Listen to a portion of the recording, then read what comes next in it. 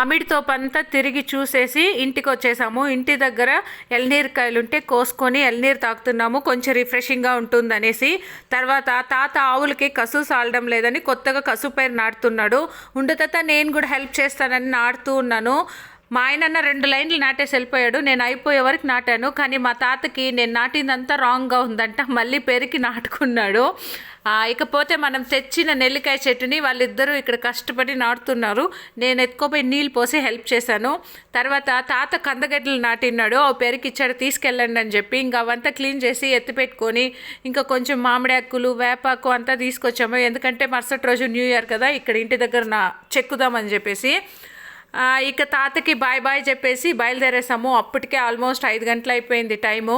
ఇంకా అమ్మ వాళ్ళ ఇంటికి వచ్చి భోజనం చేసుకొని బయలుదేరాము. అన్నట్టు నాన్న బండి తీసుకెళ్ళాం కదా, పంచర్ అయిపోయింది. నాన్నకు చెప్పకుండా అక్కడ పెట్టేసి వచ్చేసాము. Bye bye.